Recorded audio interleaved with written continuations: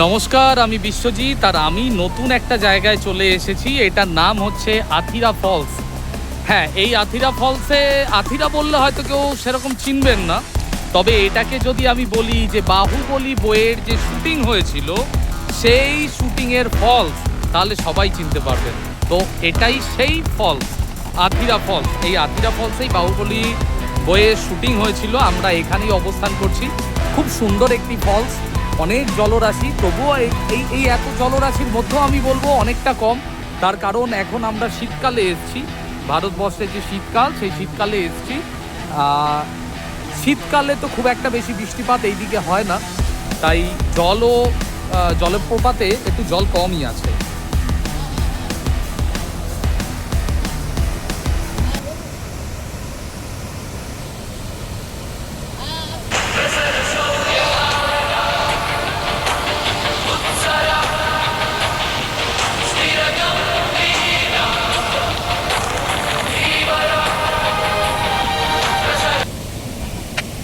এই আতিরাপল্লী ফলস প্রকৃতির অপার সৌন্দর্য নিয়ে এখানে বিরাজমান, আমাদের জন্য আরও অনেকের জন্য।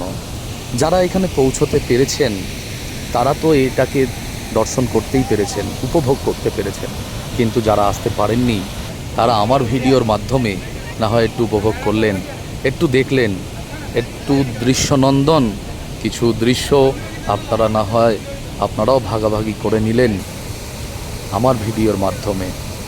আমার ভিডিওর মাধ্যমে যদি কেউ সত্যি এটাকে উপভোগ করে থাকেন একজনও, তাহলে সেটা আমি নিজেকে অন্তত ধন্য বলে মনে করব, যে আমি পেরেছি, আমি একটু হলেও পেরেছি, অন্তত একজনের কাছে হলেও আমি পৌঁছতে পেরেছি, আমি সফলতা অর্জন করতে পেরেছি।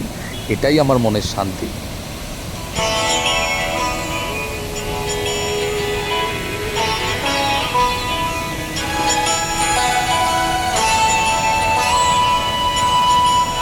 আমি এখানে এসে একটু ভাবুক হয়ে পড়েছি। এই এত জলরাশি, এত সৌন্দর্যতা কোথা থেকে এসছে, কে নিয়ে এসছে, কে তৈরি করেছেন?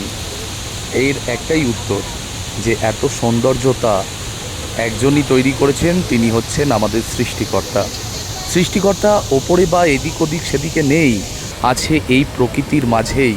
এই যে দেখুন, অফুরন্ত জলরাশি অনর্গল ওপর থেকে নিচে আসছে, বয়ে চলেছে, এর মধ্যেই, এর কণায় কণায় তিনি বিরাজমান।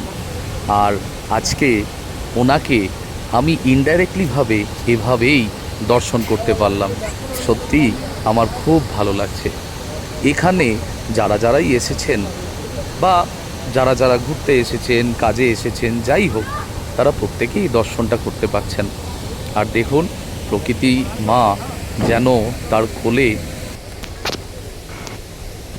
কোলে আহ্বান করছেন, আর আমরা তার এই আহ্বানে সাড়া দিয়ে আমরা এখানে উপস্থিত হয়েছি আজ।